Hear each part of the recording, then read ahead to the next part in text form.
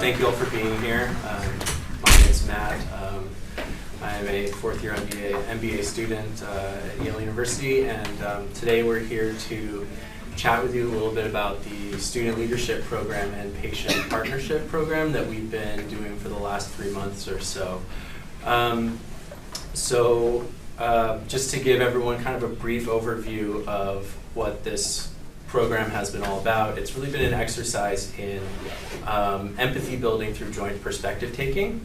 So we really believe that there is something to be gained by students learning from patients and in their daily lives and their life experiences, what they go through. And we also believe there's a lot that patients can learn from health professional students. So this program is open to students and patients from all over the world in any, and students in any health professional school. So I'd just kind of like to open up the floor by maybe asking everyone to kind of just introduce themselves.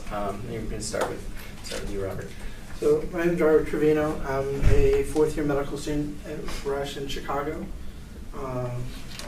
Cyrena was my partner, my ePatient partner. So my name is Cyrena, as he said.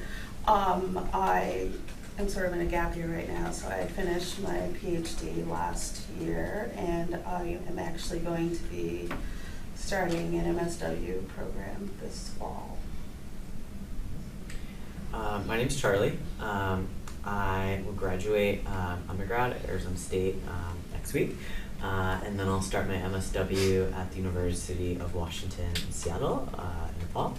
And my student partner was Allie, and so I was a patient in this partnership here, and the perspective that I brought was someone who has navigated the healthcare system as someone who is transgender, and kind of tried to find care that is both competent while also dealing with a chronic illness of someone who has epilepsy and someone who has had experience with a brain tumor.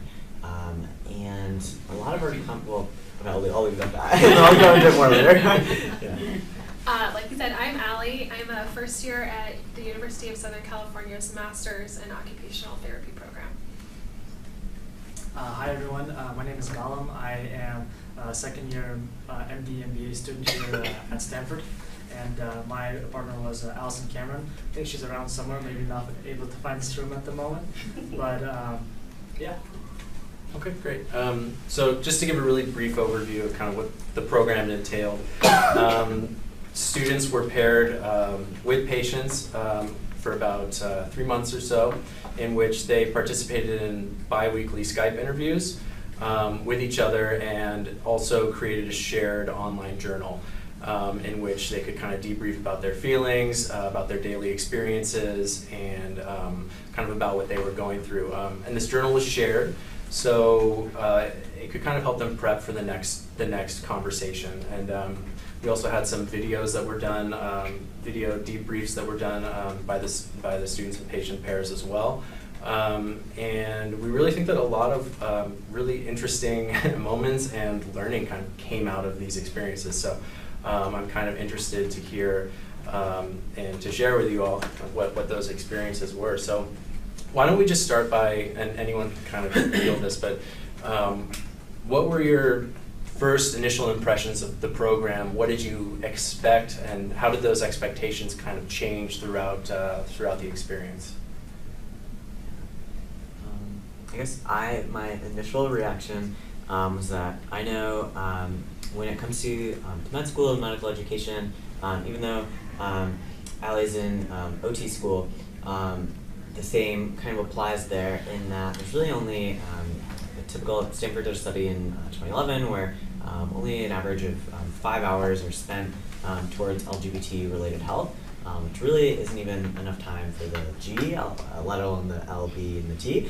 And so I knew that this was going to be a really great opportunity to talk about trans health, to talk about gaps in care, and to answer questions and to kind of tell Allie things that I wish my providers knew, and that I was hoping to kind of tell her in advance that when she interacts with a trans patient or when she has a trans patient, things to do and things not to do.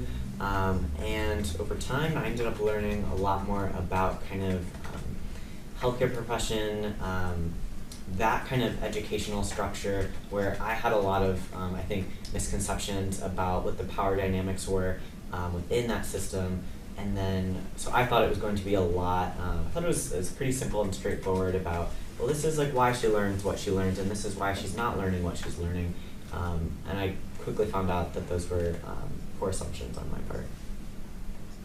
On my part, I feel like I came into it and was looking at it as this really formal, like institutional learning experience. And so in my journals, I was like editing them and like looking up studies and like trying to be so formal and intellectual the whole time. Like at the very beginning, Charlie even said he noticed that. And then over time, it was like this is a partnership. Like it doesn't have to be a formal learning situation like it is in our classrooms or in the clinics. Like this is just a chance to share, and it doesn't.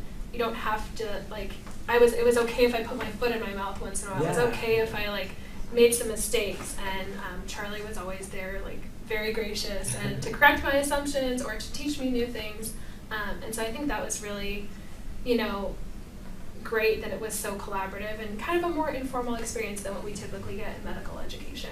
Yeah. And we set the tone for it to be very laid back too. Like I was like Skyping her in my PJs, and like it definitely was not as formal, I think. And I think because it wasn't that super formal structure, it allowed me to be more vulnerable and for you to maybe feel comfortable asking more personal questions and knowing that I was open to answer those questions. I'd say for me, I really didn't know what to expect coming in, just because I'd never really done anything like from the journaling standpoint. Just to like start the reflective process was a little like, okay, this is there.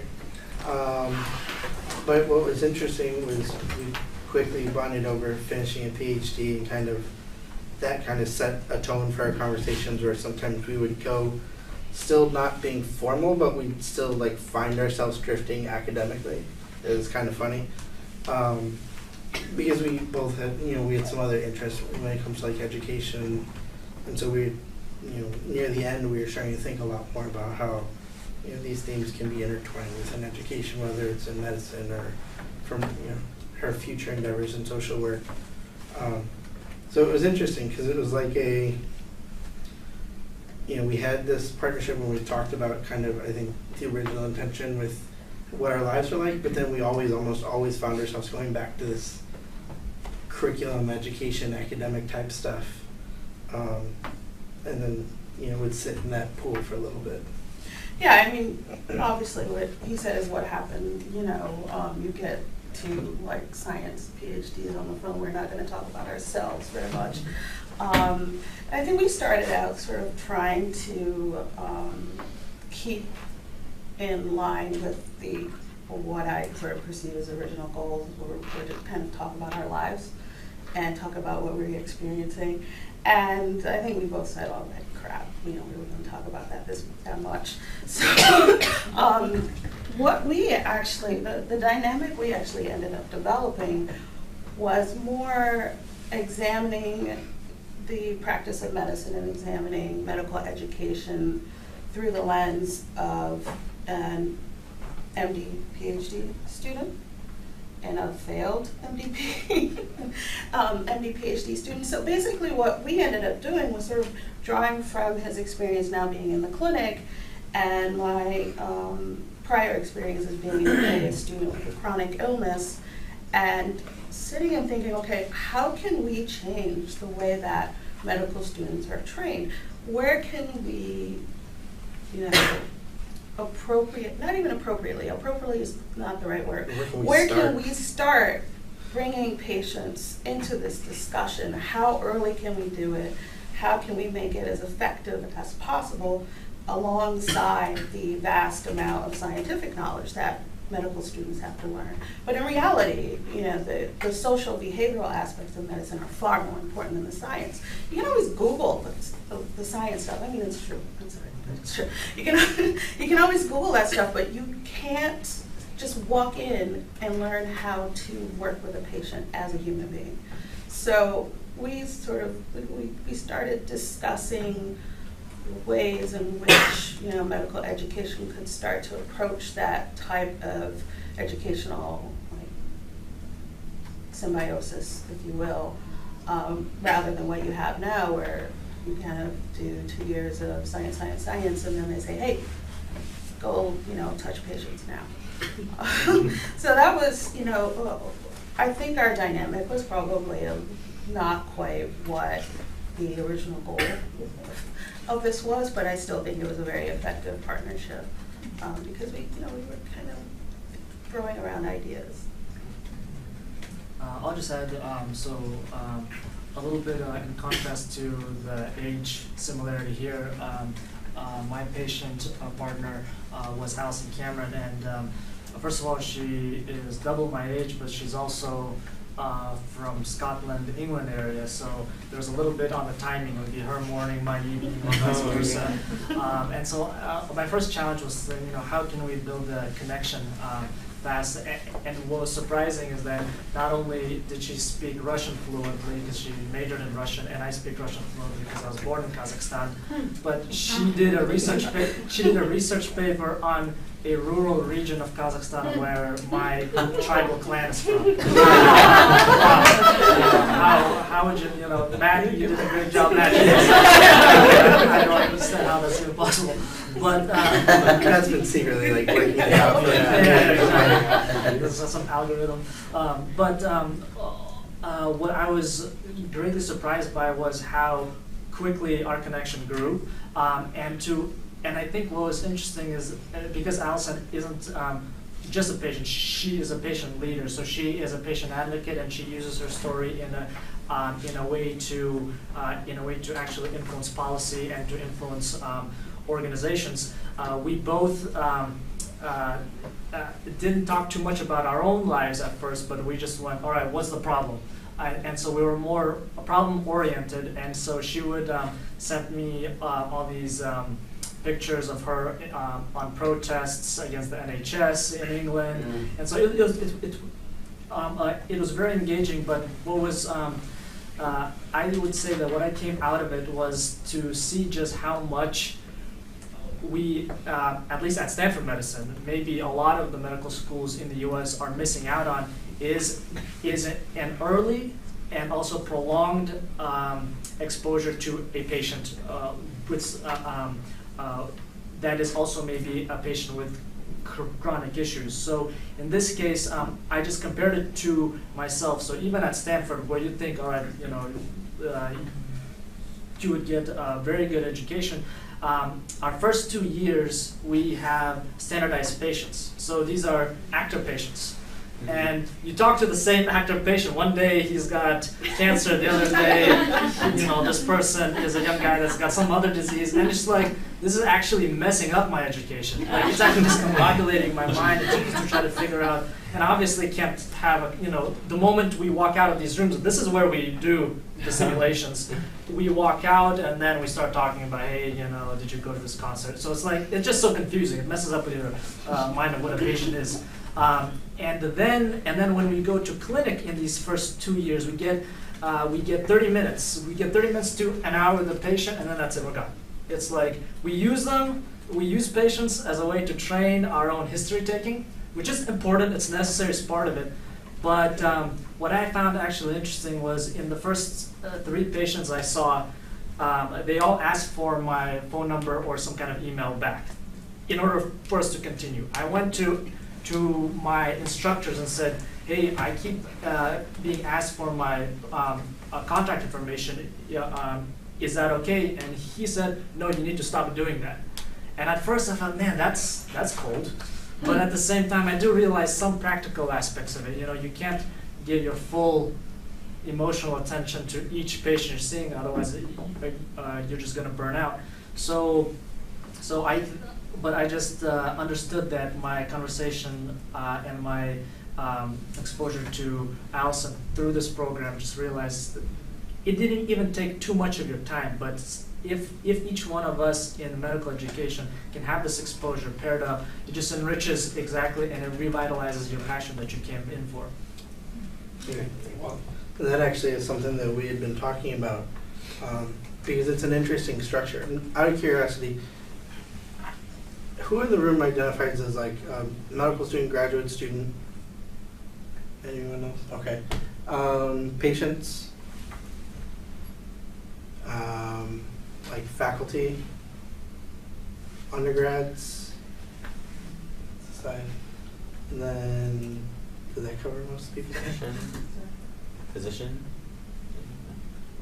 Is there any other, like, did anyone else identify something I didn't catch or didn't say? Like, as soon as I started scanning, I lost track. But the reason this was an interesting thing is, like he was saying, schools are starting to do more patient care during the first 2 years for medical students, but it's still kind of a slow trickle. And generally when you are doing it, you're seeing them for much longer than you would if you were a third or fourth year or resident or an attending with them. So you might have a little bit more time to sit there and talk with them and go through some of the bigger, kind of the other story issues that come with a patient. But it's not something that you always get frequently. And you see this other model that I would say it's on the rise with schools, where maybe you're following a family or a small cohort of patients where you'll start seeing them as soon as you come into medical school, and then anytime that they come into the hospital system, whether it's for clinic, emergency department, surgeries, whatever, you'll follow them and you'll see them through their course. But that's still a very ambitious project for a lot of places, just because of the amount of coordination that it takes, the amount of kind of patient buy-in that you need to be able to do that for all 4 years of classes without repeating families and things like that.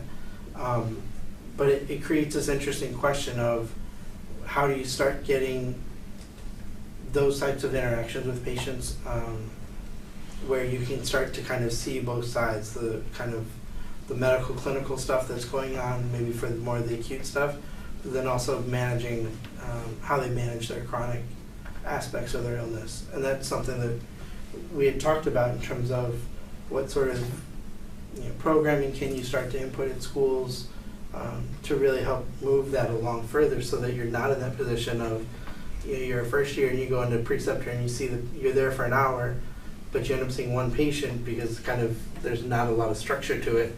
So you just stay and you talk and you talk. But figuring out how do you kind of get more meaningful relationships with one patient or a cohort or whatever it might be. Thank you. So one of the things I'm actually really interested in hearing from each of you is how did this experience and your takeaway, what you learned from this experience, for the students, I mean, how will this change the way that you are going to practice healthcare in the future? And for the patients, how has this experience changed the way that you may interact with the healthcare system as a patient? What is the positive takeaway from this experience for each of you? I think we talk a lot about power dynamics in terms of provider and patients, and kind of that hierarchy. I think especially here at MedX, but I never really considered the hierarchy within medical education. And so we have whether it's like attendings and their students, and I don't quite have like the terminology to describe all of these different layers within that. But Allie told me a story about a patient and someone who is like higher up than you, and there ended up being kind of like a misdiagnosis of sorts, and the wrong treatment was being used because her higher up was not aware of like the latest literature on a better treatment to be used, and upon like presenting the latest research, there was kind of this conflict about like, well, I know what I'm doing. I'm like the person in charge, and then also the fear of how do you approach someone who has this power over you, who might be writing your letters of recommendation, or who just in general is someone who is like in charge of you, and that was something that I hadn't really thought about before, And I think when I think about like medical students, I don't really think about like power dynamics. I just think about people who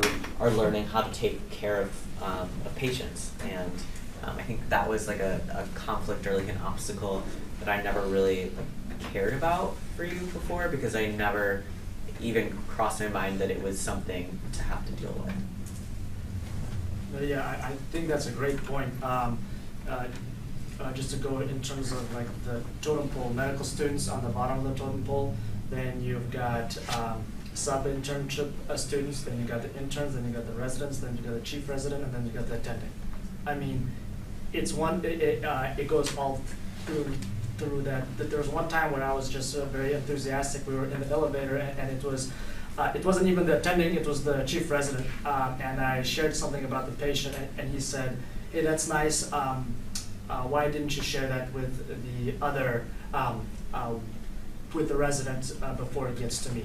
And I'm like, wow, like seriously, I'm gonna go up 4 people in order to get to. I mean, I get it. Sometimes these operational things are important, but it just shows that some people really work under this kind of structure, and then you do realize that this guy is going to be writing your feedback form that's going to determine which, it's going to go into your dean's letter, which is going to go into your application. So it's the rational conclusion to go along, not question, keep going along, optimize in the structure that you have. But I think what I learned from this experience was that think a little bit more creatively, find an ally or kind of like a company that values the same thing that you value, maybe even partially, and then have them kind of vouch for you. You need someone to kind of put you under their wing, because these power structures are so entrenched. You need people to back you up.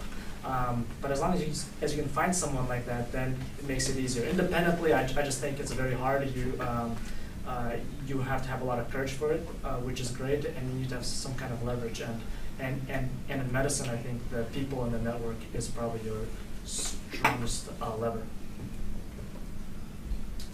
For me, well, I learned so much personally, but I think my biggest overall takeaway that will really help my clinical practice, is understanding that while it's really important to get to know your patients and to ask them questions and be curious, at some point it's your job, just as much as it is if you know that their diagnosis is stroke, to make sure that you're up to date on the latest literature on stroke. If you know their culture or their background, or that they are trans, or that they have these other social, cultural concerns, it's also your job to educate yourself on that too. Because as much as it's it's good to be curious and to open up that collaborative partnership with your patient, it's at the end of the day, it's not their job to have to teach you everything about who they are as a person outside of their diagnosis. And already, if they're in the hospital, if they're seeking clinical treatment, they're already going through a lot. Potentially role changes, really a lot of confusion about what the future holds. And if they feel that they have to constantly advocate and educate healthcare professionals who are there to help them, that can be a huge drain on energy. And I think I never really considered that perspective. I was like, oh, it's always good to be curious. It's always good to ask questions. And yes, it is good to be curious, but it is your job to educate yourself as a healthcare professional. Not just on diagnosis, not just on clinical concerns, but on the whole picture of who the patient is. Okay, so I'm thinking about this after what everybody had to say.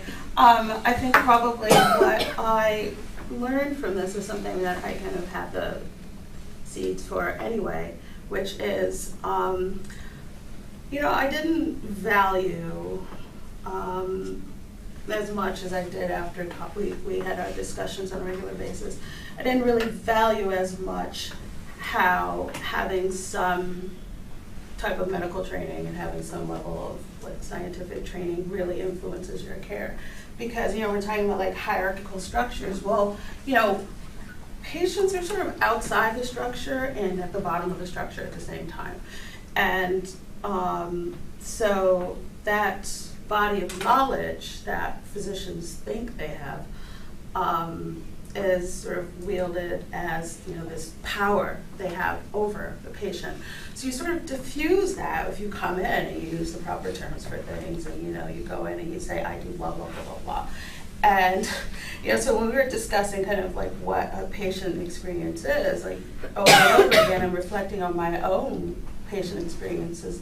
And they've generally been very different. And I think in part because going in, you know, they ask, what do you do? And you say, oh, well, you know, it started out initially, I'm a medical student, but eventually saying, oh, you know, I'm a graduate student. Then everything changes. They want to explain things to you. They want to tell you how things work. They want to spend an extra 15 minutes with you just discussing the, you know, potential clinical outcomes, giving you more of a choice, I guess, even, and where your path will be, what medications you will take, and explaining why they're giving you all of these options. And these are experiences that a lot of patients don't have. And speaking with him, as well as speaking with other patients through the ePatient program, I sort of came to realize that that's not normal. You know, that's not the experience that people have had. And so I had to sort of rewind and reevaluate myself as a patient and, you know, sort of create a new baseline, if you will, to say, okay, well, what would I be thinking about our conversation if I were a typical patient without the background that I have? And, you know, I also learned that I don't like talking about myself very much. I started out with the journaling, and, you know, I've done journaling before, and initially I was very diligent about it, and I have to admit, as time went on, it sort of dissipated. And I think in part because we sort of figured out what we wanted to talk about and within the first like 5 to 10 minutes. So instead of having something preset based on, you know, journal entries from the past week, it was just, well, what do you want to talk about today? What was important in your day? What's something that you've been thinking about? And sometimes the conversation just went all the way over here because one of us said something that was interesting. And I think it was valuable to be able to do that with, you know, a medical student, and to hopefully be able to take that, you know, into his practice and say, I want to, you know, think more about how I'm interacting with patients and giving them their options and understanding who they are as people. So that's, I think, the major things that I took away from it. I did not pay her to say that last line. That's essentially what I'm walking away with. So my story is a little different because I did this PhD in between 3rd and 4th year. Typically when people do it, they do it between 2nd and 3rd year. So when you come back, you have 2 years of seeing patients before you move on to residency. In my case, I'm going to have about 1.5 years of seeing patients again. So it was very interesting because when I restarted, it was like a brand new thing because I hadn't really, you know, interviewed a patient, done a physical exam in like 4 years by that point when I saw my first patient again. So I went in a very different place, age-wise, relationship. I was married with a kid. Now I had this advanced degree, which made the doctors I worked with looked at me differently than if I were just a 4th year going in with them. And then at the time that this program started, I was on physical medicine rehabilitation. So it's a very patient story heavy rotation for students. You know, at our site we see a lot of stroke, a lot of neurological disorders, type disease processes. So patients who are there for a long time within this short stay, not a long time, but within the course of my rotation, a short stay rehab. So there was a lot of like ability to connect with them on something other than their medical conditions, because by that point, most of their medical conditions had been already managed. So there weren't a lot of acute changes that we were dealing with. So you start talking to them more, and then as I talked to Cyrena and we started reflecting, then my next rotation was in the pediatric ICU, which was just a very emotionally heavy time. But same thing, you had some acute stuff that, well, similar. You had acute stuff that had to be taken care of, but then you still had to go and update parents or family members who were there with them. And then as I went into my last rotation during this month, my emergency medicine, maybe I didn't have the same amount of time that I had in the other 2 rotations, but you still had to find a way to connect with the patient in a short amount of time. And so I think the biggest thing that I walked away with in looking at kind of how we connected, but also just the larger point of all of this, as I move into residency next year, I know that my time with patients is going to be in a very different place than it is right now.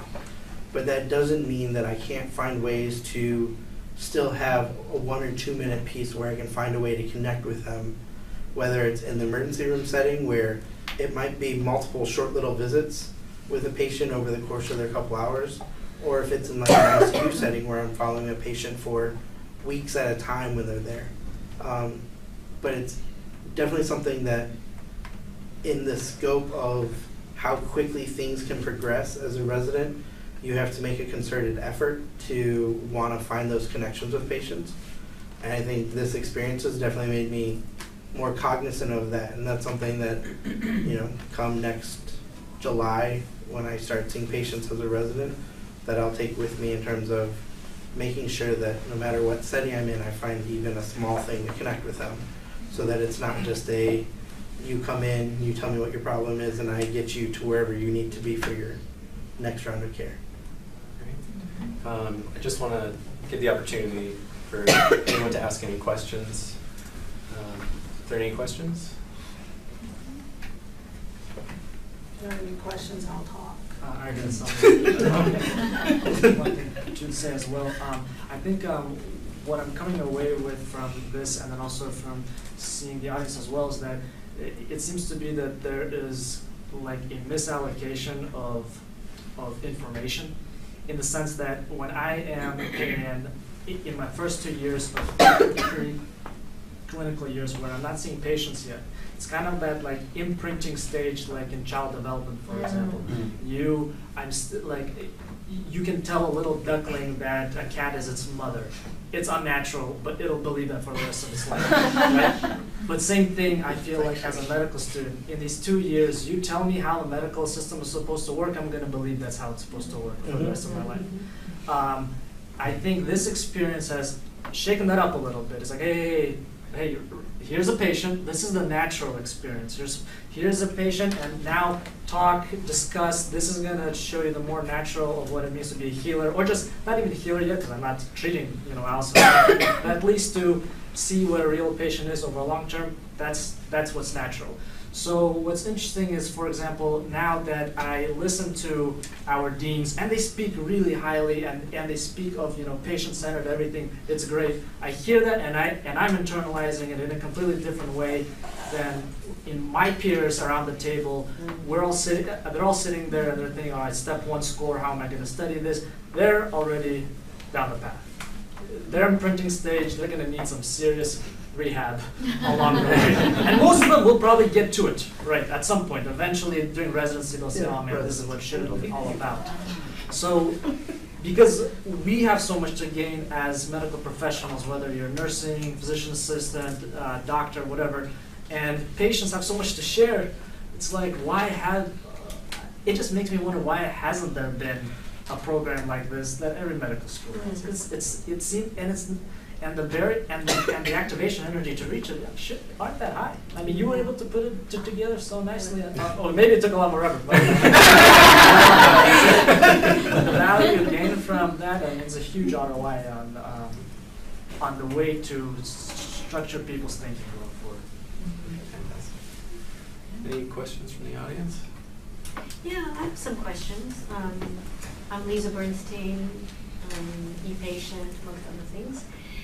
And so I think this is an amazing program, and I'm curious about the kinds of preconceived notions each team member might have had and or fears and apprehensions before beginning to connect, and then how that might have, how actually connecting through the program might have changed your perspectives on both yourself and or your partner. Well, one of mine was just not sure what I was going to share. Like I said, I hadn't really, when I had to do any sort of reflection stuff before, I just kind of did whatever, put words on paper and was like, all right, no one's really going to read this. But it's a different thing when you know that someone's actually going to read it and potentially we'll have a conversation about it. So at first I was like trying to give things a little bit more thought, but then you hit sometimes, like, we found ourselves kind of pseudo-complaining about just random mundane things in the day-to-day stuff that that was just, you know, part of this whole process on both sides. Like, yes, I'm a medical student, but that doesn't mean that, like, you know, I just have to figure out with my wife how we're picking up our sick kid from daycare. You know, she has to figure out how do we fix a rear view window that got broken. You know, those sort of things, which aren't the most exciting things to journal about, but it becomes part of the day-to-day. And when you're talking to someone multiple times a week and trying to reflect and write, those are the things that also come up. It's not always going to be like, you know, the really deep stuff about what's your day like as a student, or what's your day been like as a, you know, suffering from some sort of chronic illness. So it was like there's that transition point for me, at least. I want to jump into what you just said, because it triggered something for me. I have a relationship with my oncologist. She's been my oncologist since 1994, and I've had cancer 3 times, so I've seen her a lot. And she's an amazing doctor. She is actually a participatory collaboration partnering style doctor. But I've always felt, and still do feel, that that she's the doctor, I'm the patient, no matter how collaborative and so on and so forth. And also that I, as the patient, I've always been so vulnerable going in there. And so I happened to be invited to an advocacy event about a year ago that she was a speaker at, and we found ourselves standing around tables eating little, you know, carrot sticks and whatever. It's like, oh my God, in all of our years knowing each other, we've never stood together as equals outside of that clinician relationship. And so I'm thinking that you guys here starting off that way and being able to see each other as people, that could be incredibly illuminating for the rest of your careers. You know, picking up on what you said about seeing each other as people. So when I signed up, first I signed up because I thought, oh, this will be an interesting project. And then when they told me that I was being assigned a partner, I thought, oh crap, I'm going to get a typical med student. And I hate med students. You know, and I say this because I know med students. I was a med student. They're terrible. And they're terrible people. And so I, you know. You'll come to this point in a couple of years, by the way. You will. No, you will. You'll be a 4th year and you'll say, oh, first years are worse, the thing ever. But, you know, I didn't have this point where I wanted to go back and say, I don't want to do this anymore. But I was a little apprehensive that I was going to have to do a lot of re-education. And I was happy I didn't have to do that. You know, I had someone who had life experience, who had, you know, lived a full life, unlike the standard medical student who's like undergrad, med school. You know, they don't have a life experience. I mean, I knew people in med school who had never paid bills. So, you know, that's what I thought I was going to get. And I didn't. I liked the fact that someone I had, you know, there were things in common already. So we had a starting point in which we could develop a more complex relationship, still with, you know, me being on the patient side and kind of adding my experience as a patient. You know, his side, of course, being a medical student, but we developed a kind of a dynamic that of a shared language. And it was really good to not have to spend about 3 or 4 weeks re-educating somebody. Yeah, Allie and I we'd share articles with each other. She'd be telling me about what she'd be learning in class, and I'd be telling her I was learning in class, and we'd be sending them to each other, because I think we both had a mutual interest in what we were learning in class. But I think in terms of like apprehensions and fears going into this, I think my biggest thing, I mean, I was mostly excited to be able to share more like trans health information with someone who I know will be going into a practice with more patients. But my biggest concern was that I would be matched with a student who already had an apprehension of working with trans patients and trans people, and so then I would have to to be doing that education from the start, to be to be like, okay, well, let's peel back these layers before we can start moving forward. But lucky enough, Allie was like already an ally for the queer community and was like, yeah, I'm just like ready to learn. This is great. And even though she grew up here in California, to her knowledge, she had like never met or never like knew any trans people, which was super surprising to me. And so I think we were able to kind of from the get-go just like already just like plow going forward. And I think I also made it very clear that like, yeah, like when I do my like shot every week, like we can do that, like we can do that together. So we like video chatted that. I'm like, I'll show you like the surgery scars, and we can just like literally like nothing like off limits, because I am a trans person and like a trans health advocate who is like excited and willing to talk about these things with like my body and my life. Because I know that so many other trans people, this is like the farthest thing from their comfort zone, and something that we also like shouldn't have to like talk about and shouldn't have to be educating about. So if I'm someone who's comfortable talking about and like educating these things, then this is an opportunity to do so.